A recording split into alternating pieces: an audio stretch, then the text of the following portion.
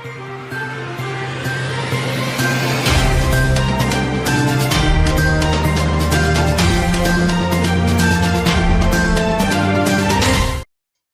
முக்கிய நிகழ்வுகள். புதுச்சேரியில் நகர பகுதியில் உள்ள சாலையில் திடீரென ஏற்பட்ட பள்ளம், வாகன ஓட்டிகள் பாதிப்பு.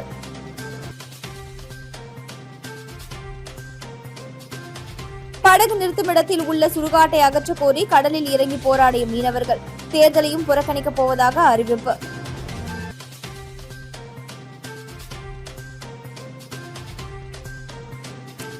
வீட்டு வாசலில் விசில் கோலம். தமிழக தேர்தலில் தாவேகாவிற்கு புதுச்சேரியில் இருந்து ஆதரவு தெரிவித்த மக்கள். புதுச்சேரியில் கட்டிட மேஸ்திரியுடன் பழகிய பெண் திடீரென பேசாமல் 3.5 லட்சத்தை ஏமாற்றி சென்றதால் ஆத்திரமடைந்த மேஸ்திரி ஆசை வார்த்தை கூறி பெண்ணை தனியாக அழைத்து சென்று கழுத்தை நெரித்து கொலை செய்து புதைத்த வழக்கில் கள்ளக்காதன் மேஸ்திரி மற்றும் அவருக்கு உடந்தையாக இருந்த அவரது நண்பர் ஆகிய 2 பேரை போலீசார் கைது செய்து சிறையில் அடைத்தனர். புதுச்சேரி ஊசுடு தொகுதிக்குட்பட்ட வாழப்பட்டாம்பாளையம் பகுதியைச் சேர்ந்தவர் பழனிசாமி. இவரது மனைவி அமுதா. இவர்களுக்கு திருமணமான 2 மகன்கள் உள்ளனர். அமுதா புதுச்சேரி நகர பகுதியில் உள்ள ஒரு தனியார் உணவகத்தில் பணிபுரிந்து வருகிறார். இந்த நிலையில் கடந்த 10ஆம் தேதி அன்று வில்லியனூர் ஜிஎன் பாளையம் பகுதியில் உள்ள தனது மூத்த மகன் வீட்டிற்கு சென்ற அமுதா மறுநாள் அங்கிருந்து அரசூரில் உள்ள தனது இளைய மகன் வீட்டிற்கு சென்றுவிட்டு இரவு பணிக்கு ஹோட்டலுக்கு சென்று மீண்டும் காலை மூத்த மகன் வீட்டுக்கு வருவதாக கூறிவிட்டு சென்றுள்ளார். ஆனால் 12ஆம் தேதி மதியம் வரை அமுதா வீடு திரும்பவில்லை. இதனால் அவரது மூத்த மகன் வடிவேல் தாயாரின் செல்போன் எண்ணுக்கு தொடர்பு கொண்ட பொழுது அது சுவிட்ச் ஆஃப் செய்யப்பட்டிருந்தது. இதனால் வடிவேலு தனது தம்பிக்கு கால் செய்து தாயார் குறித்து கேட்டுள்ளார். அவர் 11ஆம் தேதி இரவு 7 மணிக்கே தாயை பேருந்தில் ஏற்றிவிட்டதாக தெரிவித்துள்ளார். இதனை கேட்ட வடிவேல் தனது தாய் பணிபுரியும் உணவகம் மற்றும் உறவினர்கள் வீட்டில் அவரை தேடி உள்ளனர். எங்கு தேடியும் கிடைக்காததால் வடிவேல் வில்லியனூர் காவல் நிலையத்தில் புகாரளித்தல் பேரில் போலீசார் வழக்கு பதிவு செய்து விசாரணை மேற்கொண்டனர். அதில் அமுதாவின் செல்போன் எண்ணை தடயம் செய்த பொழுது அவர் கடைசியாக ஒரு புது எண்ணிற்கு பேசியுள்ளது கண்டுபிடிக்கப்பட்டது. இதனை அடுத்து அந்த எண் குறித்து போலீசார் விசாரணை செய்ததில் அதில் தருமபுரி பகுதியைச் சேர்ந்த கட்டிட மேஸ்திரி பரந்தாமன் என்பவர் புதியதாக வாங்கியுள்ள செல்போன் எண் என்பது தெரிய வந்தது.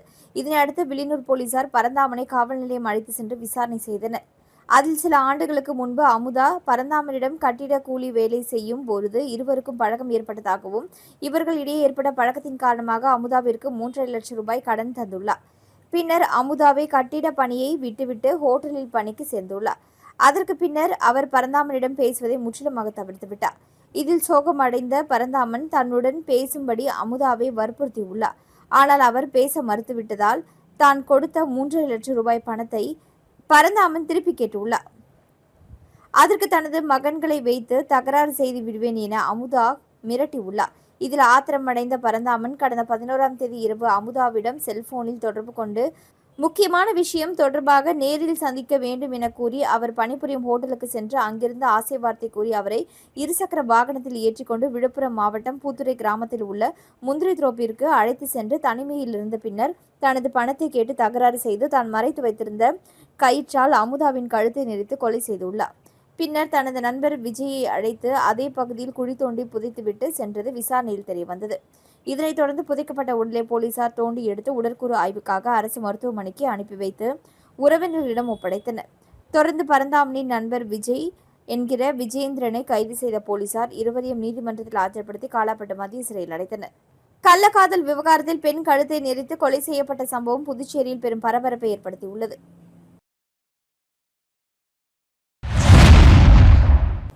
விழுப்புரம் மாவட்டம் நடுக்குப்பம் மீனவ கிராமம் அருகே அமைந்துள்ள சுடுகாட்டை அகற்ற வலியுறுத்தி 300க்கும் மேற்பட்ட மீனவர்கள் மற்றும் பெண்கள் கையில் பதாகைகள் உடன் கடலில் இறங்கி போராட்டத்தில் ஈடுபட்டனர். மேலும் தமிழக அரசு உடனடியாக நடவடிக்கை எடுக்கவில்லை என்றால் ஒட்டுமொத்த கிராமமும் சட்டமன்ற தேர்தலை புறக்கணிக்கப் போவதாக தெரிவித்துள்ளனர். புதுச்சேரி அடுத்த விழுப்புரம் மாவட்டம் கோட்டக்குப்பம் நகராட்சிக்கு உட்பட்டது நடுக்குப்பம் மீனவ கிராமம். இங்கு 700 மீனவ குடும்பங்கள் வசித்து மீன்பிடி தொழிலில் ஈடுபட்டு தாங்கள் வசிக்கும் பகுதி அருகே தங்களுக்கு சொந்தமான இடத்தில் மீன்பிடி படகுகளை நிறுத்தி வருகின்றனர்.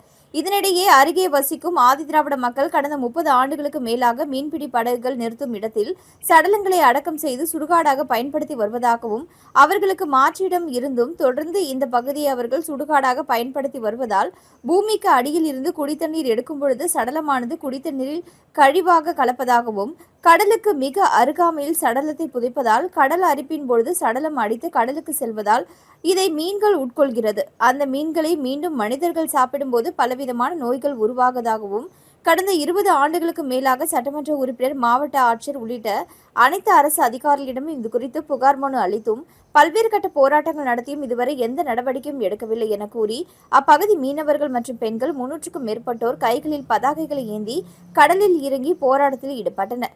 தொடர்ந்து இந்த விவகாரத்தில் அரசு உடனடியாக தலையிட்டு உரிய நடவடிக்கை எடுக்கவில்லை என்றால் வருகின்ற 23ஆம் தேதி நடைபெற இருக்கும் சட்டமன்ற தேர்தலை நடுக்குப்பம் மீனவ கிராம மக்கள் முற்றிலும் புறக்கணிக்கப் போவதாக தெரிவித்துள்ளனர். மேலும் மீனவ மக்களின் இந்த போராட்டம் காரணமாக அப்பகுதியில் போலீசார் குவிக்கப்பட்டுள்ள நிலையில் அங்கு ஒரு பதற்றமான சூழ்நிலை உருவாகியது. 40 ஆண்டுகளாக எங்கள் ஊரில் இந்த வாழ்வாதாரம் இந்த சுடுகாடு கிடையாது. அத்துமீறி அவங்க பணம் புதைக்கிறாங்க. அவங்களுக்கு சுடுகாடே கிடையாது. அவங்களுக்கு மலமோடு என்ற இடத்துல தான் அவங்களுக்கு சுடுகாடு இருக்குது. ஆனால் அதை மீறி அவங்க அத்துமீறி புதைக்கிறாங்க. இதை நான் அவங்க பல தடவை கேட்டு எங்களுக்கும் அவங்களுக்கும் பிரச்சனை ஜாதி பிரச்சனை எஸ்சிசி கேஸ் போட்டு எங்களை வழக்குகளை இழுத்து எங்களை நிறைய தடவை அவங்க எங்களை சிக்க வைக்கிறாங்க. குறிப்பிட்ட காலங்களில் நாங்கள் பல மனுக்களை கொண்டு கொடுத்துக்கிறோம். கலெக்டரேட்லேருந்து மணிகாரி, விஓ, ஆர்டிஓ கூட எல்லாத்தையும் கொடுத்துக்கிறோம். அதுக்கு மேலே நாங்கள் கலெக்டர், தாசில்தார், ஆர்டிஓ, விஓ எல்லார்கிட்டையும் பேசியிருக்க பார்த்து 30 வருஷமாக இது போல் மனுக்கள் பல கடிதங்கள் நாங்கள் கொடுத்து எங்கள்கிட்ட ரெக்கார்டு இருக்குது. எஸ்பி முதலானத்து நேரடியாக ஆய்வு பண்ணி பார்த்துக்கிறாரு. அவரும் இடத்த ஆய்வு பண்ணி வேறு இடம் கொடுக்குறதுக்கு அவரும் ஆய்வு பண்ணிக்கிறாங்க. ஆனால் அவங்க காலம் போகிற போக்கில் அவங்களுக்கு மாற்றல் ஆகி போயிடுறாங்க. வர்ற அதிகாரிங்க அதை நிலுவையில் எடுத்துக்க மாட்டாங்க. அதனால் அதை தொடர்ந்து நாங்கள் கடைசியாக இப்போ முடிவுக்கு இந்த எலெக்ஷனுக்கு புறக்கணிக்கிறதுக்காக கடலில் இறங்கி நீங்கள் நாங்கள் போராட்டம் பண்ணுறோம். அதுனுங்க அடுத்தபடியாக யாரும் ஓட்டு போட வாக்களிக்க மாட்டோம். அடுத்த கட்டத்தில் எங்களுடைய வாழ்வாதாரம், எங்களோட அடையாள அட்டைகள் அத்தனையும் கலெக்டர் முன்னிலையில் ஒப்படைக்க முடியும். அது மட்டும் மெயினாக ஒன்று சொல்லி, இந்த கடலுக்கும் இங்கே இருக்கிற கடலுக்கும் அவங்க பணம் போதிக்கிற இடமும் மொத்தமே 70 மீட்டர் தான். இந்த 70 மீட்டரில் இன்றைக்கி வரைக்கும் அளந்து போய் இது வரைக்கும் 3 மாதம் 4 மாதம் ஆயிடுச்சு. எங்களுக்கு ரெக்கார்டு கொடுக்குறதுன்னு சொல்லிட்டு ரெனியூவல் டிபார்ட்மெண்ட் ஆஃபீஸில் சொல்லிட்டு போனாங்க, அளந்து உங்களுக்கு ரெக்கார்டு வந்துடும்னு சொல்லிட்டு. இது வரைக்கும் நாங்கள் போய் கேட்குறோம். தகவல் உரிமை சட்டத்துலேயும் அந்த மனுக்கள் கொடுத்தோம். அது நிராகரிக்கப்பட்டது. அது எந்த பரிசீலனைக்கும் வரல. அதை கணிச்சு தாங்க இந்த போராட்டம். புதுச்சேரி கிழக்கு போக்குவரத்து போலீசார் நடத்திய வாகன சோதனையில் விதி மீறலில் ஈடுபட்ட வாகனங்களுக்கு 80,000 ரூபாய் அபராதம் விதிக்கப்பட்டது. புதுச்சேரி நகரில் சாலை விபத்துகளை குறைக்கவும் போக்குவரத்து விதிகளை பொதுமக்கள் முறையாக கடைபிடிப்பதை உறுதி செய்யவும் போக்குவரத்து போலீசார் அதிரடி நடவடிக்கை எடுத்து வருகின்றனர். அதன் ஒரு பகுதியாக முருங்கப்பாக்கம் அரியாங்குப்பம் அருகே கிழக்கு போக்குவரத்து போலீசார் வாகன சோதனையில் ஈடுபட்டனர். போக்குவரத்து எஸ்பி ரச்சனா சிங் தலைமையில் இன்ஸ்பெக்டர் வெங்கடாச்சலபதி உள்ளிட்டோர் போக்குவரத்து போலீசார் சோதனையில் ஈடுபட்டனர். அப்பொழுது அதிக சத்தம் எழுப்பக்கூடிய மற்றும் தடை செய்யப்பட்ட ஏர் ஆர்னங்களை பயன்படுத்திய 13 வாகனங்கள் கண்டறியப்பட்டன. அந்த வாகனங்களுக்கு தலா 5,000 ரூபாய் வீதம் மொத்தம் 65,000 ரூபாய் அபராதம் விதிக்கப்பட்டது. அதேபோல ஹெல்மெட் அணியாமல் சென்றது, அதிவேகமாக பைக் இயக்கியது, மொபைல் போன் பேசிக்கொண்டே வாகனம் ஓட்டியது மற்றும் ஒரே பைக்கில் 3 பேர் பயணித்தது போன்ற போக்குவரத்து விதிமீறல்களில் ஈடுபட்ட 15 இருசக்கர வாகனங்களுக்கு தலா 1,000 ரூபாய் வீதம் மொத்தம் 15,000 ரூபாய் அபராதம் விதிக்கப்பட்டது. இந்த சோதனையில் மொத்தம் 80,000 ரூபாய் அபராதம் வசூலிக்கப்பட்டது.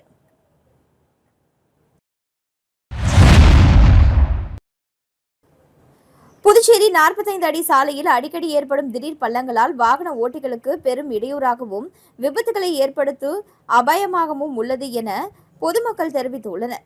புதுச்சேரி 45 அடி சாலையில் தினந்தோறும் ஆயிரக்கணக்கான வாகனங்கள் சென்று வருகின்றன. எப்பொழுதும் பரபரப்புடன் காணப்படும் இந்த சாலையில் இன்று காலை திடீரென 5 அடி அகலத்தில் 7 அடி ஆழத்திற்கு மேலாக பள்ளம் ஏற்பட்டது. இது அப்பகுதியில் உள்ள பாதாள சாக்கடையில் ஏற்பட்ட பள்ளம் என தெரிவித்துள்ளனர். இதனால் அவ்வழியாக சென்ற வாகன ஓட்டிகளுக்கு பெரும் இடையூறாகவும் விபத்துகளை ஏற்படுத்தும் அபாயமும் ஏற்பட்டது. இதனைத் தொடர்ந்து பொதுமக்கள் புகார் அளித்ததன் பேரில் நகராட்சி சார்பில் தற்பொழுது பராமரிப்பு பணிகள் மேற்கொள்ளப்பட்டு வருகின்றன.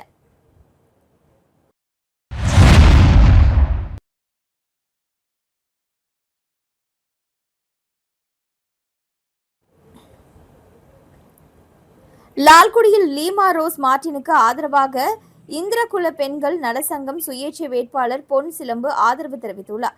தொடர்ந்து தேர்தல் ஆலோசனைக் கூட்டம் ஜோஸ் சார்லஸ் மார்டின் அவர்கள் பங்கேற்பு. திருச்சி லால்குடி சட்டமன்ற தொகுதி வேட்பாளர் திருமதி லீமா ரோஸ் மார்டின் அவர்களுக்கு ஆதரவாக லட்சிய ஜனநாயக கட்சியின் தலைவர் ஜோ சார்லஸ் மார்டின் அவர்கள் லால்குடி தொகுதியில் தீவிர பிரச்சாரத்தில் ஈடுபட்டு வருகிறார். இதன் ஒரு பகுதியாக இந்திரகுல பெண்கள் நலசங்கம் சுயேட்சை வேட்பாளர் பொன் சிலம்பு அவர்கள் லட்சிய ஜனநாயக கட்சியின் தலைவர் ஜோ சார்லஸ் மார்டின் அவர்களை சந்தித்து ஆதரவு தெரிவித்து தேர்தல் ஆலோசனைக் கூட்டம் நடைபெற்றது. இக்கூட்டத்தில் ஜோ சார்லஸ் மார்டின் சிறப்பு அழைப்பாளராக கலந்து கொண்டார். அவரை இந்திரகுல பெண்கள் ஆரத்தி எடுத்து சந்தனம் தெளித்து உற்சாக வரவேற்பு அளித்தனர். நிகழ்ச்சியில் சந்திரகுல பெண்கள் தலைவர் இந்திரா, மாநில பொதுச் செயலாளர் பொன் சிலம்பு, வழக்கறிஞர் சித்ரா உள்ளிட்டோர் சிறப்பு விருந்தினராக கலந்து கொண்டனர். தொடர்ந்து ஜோஸ் சார்லஸ் மார்டின் அவர்களுக்கு மாலை அணிவித்து மரியாதை செலுத்தப்பட்டது. அப்பொழுது பேசிய சட்டமன்ற உறுப்பினர் கல்யாண சுந்தரம், பாரத பிரதமர் நரேந்திர மோடி அவர்கள் ஆசி பெற்ற சின்னத்தில் மகளிருக்கு 33% இடஒதுக்கீட்டின் அடையாளமாக லால்குடி தொகுதியில் ஒரு சிங்கப்பெண் போட்டியிடுகிறார். அவருக்காக வாக்கு கேட்டு அவரது மகன் ஜோ சார்லஸ் மார்டின் வந்துள்ளார் என்றார்.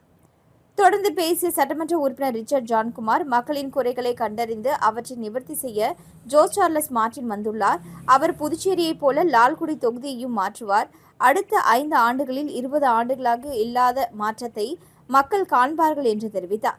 பின்னர் உரையாற்றிய ஜோ சார்லஸ் மார்டின், இறைவனின் அருள் எங்கள் மீது உள்ளது. நாங்கள் வாழும் வாழ்க்கை மக்களுக்கு அடைய வேண்டும் என்ற நோக்கில் அரசியலுக்கு வந்துள்ளோம். அரசாங்கத்தை நம்பி அல்ல, எங்கள் சொந்த செலவில் மக்களுக்கு சேவை செய்வோம். எனது தாயார் லீமா ரோஸ் மார்டின் அவர்களுக்கு வாக்கு இயந்திரத்தில் 4ஆம் எண்ணில் உள்ள இரட்டை இலை சின்னத்தில் வாக்களித்து வெற்றி பெற செய்யுங்கள் என்று கேட்டுக்கொண்டார். மேலும் தமிழகத்தில் பல்வேறு சேவைகளை செய்து வருகிறோம். அதேபோல லால்குடி தொகுதிகளிலும் நல்ல மாற்றங்கள் கொண்டு வருவேன் என உறுதியளித்தார். நிகழ்ச்சி நிர்வாக மாநில பொதுச் செயலாளர் பொன் சிலம்பு ஜோஸ் சார்லஸ் மார்டின் அவர்களுக்கு பொன்னாடை போர்த்தி வாழ்த்து தெரிவித்தார்.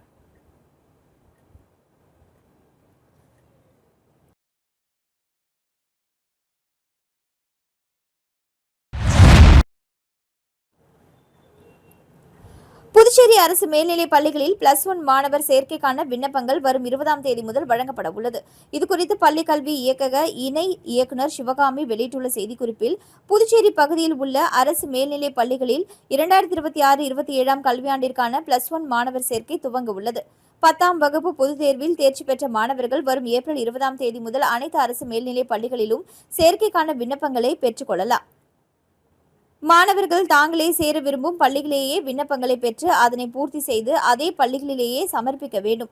பூர்த்தி செய்யப்பட்ட விண்ணப்பங்களை சமர்ப்பிக்க ஏப்ரல் 30ஆம் தேதி கடைசி நாளாகும். மாணவர் சேர்க்கைக்கான வழிமுறைகள் மற்றும் விதிமுறைகள் குறித்த விரிவான அறிவுறுத்தல்கள் அந்தந்த பள்ளிகளிலேயே வழங்கப்படும். மேலும் அரசு உதவி பெறும் மற்றும் தனியார் பள்ளி மாணவர்களுக்கு சம்பந்தப்பட்ட மாநில கல்வி வாரியங்களின் தேர்வு முடிவுகள் அறிவிக்கப்பட்ட பிறகு அதன் அடிப்படையில் மாணவர் சேர்க்கை குறித்த அறிவிப்பு தனியாக வெளியிடப்படும் எனவும் குறிப்பிடப்பட்டுள்ளது.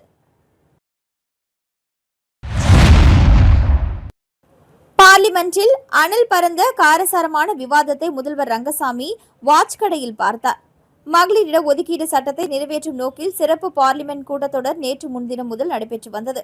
நேற்றைய விவாதத்தில் மத்திய உள்துறை அமைச்சர் அமித்ஷாவின் முழு பார்லிமென்ட் பேச்சினை முதல்வர் ரங்கசாமி நேரு வீதியில் வாட்ச் கடையில் இருந்தவாறு கூர்ந்து கவனித்தார். இதேபோல பார்லிமென்டில் எதிர்க்கட்சிகள் எம்பிக்களின் காரசாரமான விவாதத்தையும் கவனித்தார். இருப்பினும் இந்த 3 மசோதாக்களும் பெரும்பான்மை இல்லாமல் தோல்வியில் முடிந்தது. நெட்டப்பாக்கம் திரௌபதியம்மன் ஆலயத்தில் தீமிதி திருவிழா சிறப்பான முறையில் நடைபெற்றது. புதுவை மாநிலம் நெட்டப்பாக்கத்தில் எழுந்தருளி உள்ள பாண்டுரங்கன் திரௌபதியம்மன் ஆலயத்தில் நடைபெற்ற தீமிதி திருவிழாவில் பக்தர்கள் தீமிதித்து தங்களது நேர்த்திக்கடனை செலுத்தினர். மேலும் பிடாரியம்மனுக்கு சாகை வார்த்தல் விழாவும் ஐனாரப்பனுக்கு ஊரணி பொங்கல் வைத்தல் நிகழ்ச்சியும் சிறப்பான முறையில் நடைபெற்றது. தொடர்ந்து அர்ஜுனன் திரௌபதியம்மன் திருக்கல்யாணம் நடைபெற்றது. பின்னர் அரவான், கடபலி, கோட்டை அழித்தல் ஆகியன நடைபெற்றன. முக்கிய நிகழ்வாக பூங்கரகம் புறப்பாடு நடைபெற்று தீமிதி திருவிழா நடைபெற்றது. இரவு கிருஷ்ணன், அர்ஜுனன், திரௌபதியம்மன் சிறப்பு அலங்காரத்தில் ஜோடிக்கப்பட்டு வீதி உலா நடைபெற்றது. மறுநாள் விழாவில் கலந்து கொண்ட அனைவருக்கும் அன்னதானம் வழங்கப்பட்டது. விழாவிற்கான ஏற்பாடுகளை கோவில் அறங்காவல் குழுவினர் மற்றும் பொதுமக்கள் செய்திருந்தனர். இசைக்கலைஞர்கள் மற்றும் தொழில்நுட்ப வல்லுநர்கள் சங்கத்தின் சார்பாக பிம்ஸ் மருத்துவமனையுடன் இணைந்து வெங்கடா நகரில் அமைந்துள்ள தமிழ்ச் சங்கத்தில் மாபெரும் இலவச மருத்துவ முகாம் நடைபெற்றது. சிறப்பு விருந்தினராக திருமதி முத்துலட்சுமி சரவணன், தமிழ்ச்சங்க தலைவர் வி. முத்து அவர்கள், மக்கள் தொடர்பு அதிகாரி பிம்ஸ் மருத்துவமனை கிருஷ்ணமூர்த்தி அவர்கள், கலைமாமணி டாடா பானுமதி, டாக்டர் பிரமிளா தமிழ்வாணன் அவர்கள், கவிக்குயில் மியூசிக் அகாடமி திரு சுசீந்திரகுமார் அவர்கள் ஆகியோர் முன்னிலையில் சிறப்பாக நடைபெற்றது. இதில் 500க்கும் மேற்பட்ட இசைக்கலைஞர்கள் தங்கள் குடும்பத்துடன் வந்து பயன்பெற்றனர். மேலும் மருத்துவ முகாமில் கடலூர், காரைக்கால், விழுப்புரம், மரக்காணம் மாவட்ட இசைக்கலைஞர்களும் பங்கு பெற்றனர். இதற்கான ஏற்பாடுகளை இசைக்கலைஞர்கள் மற்றும் தொழில்நுட்ப வல்லுநர் நலசங்க தலைவர் திரு முரளிதரன் செய்திருந்தார். மேலும் செயலாளர் திரு சரவணன், பொருளாளர் நெடுஞ்செழியன் மற்றும் சங்கத்தின் முக்கிய பொறுப்பில் உள்ள அனைவரும் இணைந்து வழிநடத்தினர்.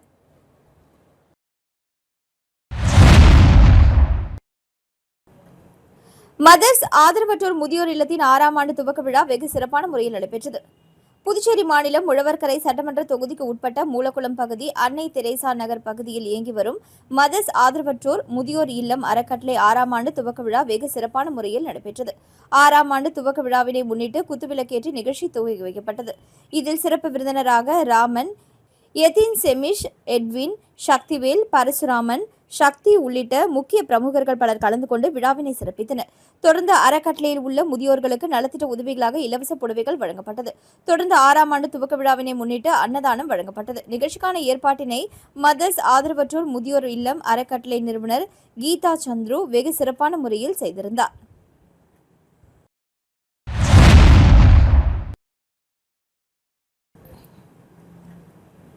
MIT கல்லூரியில் வருடாந்திர கலாச்சார மற்றும் விளையாட்டு விழா இளன் 2026. புதுச்சேரி கலித்தீர்த்தால் குப்பம் மணக்குள விநாயகர் இன்ஸ்டிடியூட் ஆஃப் டெக்னாலஜியில் ஆண்டு கலாச்சார மற்றும் விளையாட்டு விழா இளன் 2026 நடைபெற்றது. கல்லூரி முதல்வர் முனைவர் மலர்கண் தொடங்கி வைத்து வரவேற்புரையாற்றினார். தக்ஷஷிலா பல்கலைக்கழகத்தின் வேந்தர் ஸ்ரீ மணக்குள விநாயகர் கல்வி நிறுவன தலைவர் மற்றும் மேலாண் இயக்குநருமான தனசேகரன் தலைமை உரையாற்றினார். செயலாளர் டாக்டர் நாராயணசாமி கேசவன், பொருளாளர் ராஜராஜன், இணை செயலாளர் வேலாயுதம், தக்ஷஷிலா பல்கலைக்கழகத்தின் இணைவேந்தர் டாக்டர் நிலா பிரியதர்ஷினி, வைஷ்ணவி, ராஜராஜன் மற்றும் சூர்யா ஆகியோர் வாழ்த்துரை வழங்கினர். விழாவில் சிறப்பு விருந்தினர்களாக கலந்து கொண்ட புகழ்பெற்ற திரைப்பட நடிகர் காளிதாஸ் ஜெயராம் தமது உரையில் எல்லோரும் கல்லூரி மாணவ பருவம் ஒரு மகிழ்ச்சியான தருணமாக இருக்கும் என்றும் வாழ்வின் எந்த நிலையிலும் அது இனிமையான நினைவை தரும் என்று குறிப்பிட்டார்.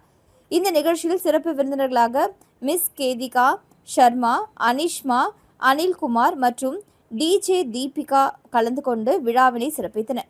விழாவில் கல்வித்துறையில் சிறப்பாக பணியாற்றிய ஆசிரியர்கள் அவர்களின் கல்வி சிறப்பிற்காக கௌரவிக்கப்பட்டனர். விழாவின் அங்கமாக கல்லூரியில் இந்த ஆண்டு நடைபெற்ற விளையாட்டுப் போட்டிகளில் பங்கேற்று வெற்றி பெற்ற மாணவர்களுக்கு பரிசுகள் வழங்கப்பட்டது. பல்வேறு தேசிய அளவிலான போட்டிகளில் பரிசுகளை வென்ற மாணவர்கள் கௌரவிக்கப்பட்டனர்.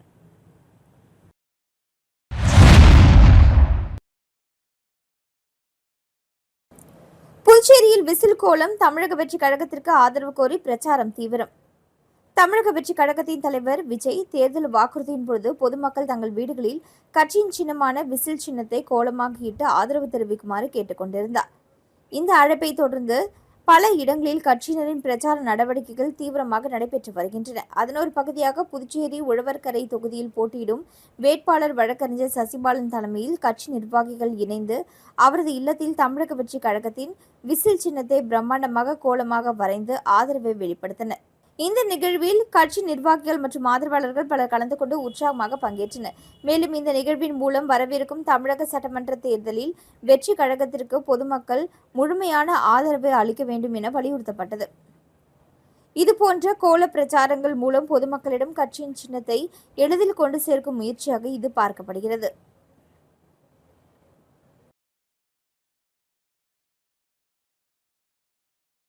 மீண்டும் இன்றைய முக்கிய நிகழ்வுகள். புதுச்சேரியில் நகர பகுதியில் உள்ள சாலையில் திடீரென ஏற்பட்ட பள்ளம், வாகன ஓட்டிகள் பாதிப்பு.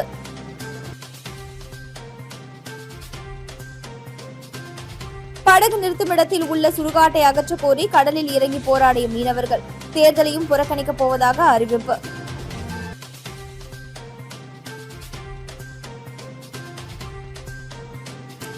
வீட்டு வாசலில் விசில் கோலம். தமிழக தேர்தலில் தாவேகாவிற்கு புதுச்சேரியில் இருந்து ஆதரவு தெரிவித்த மக்கள்.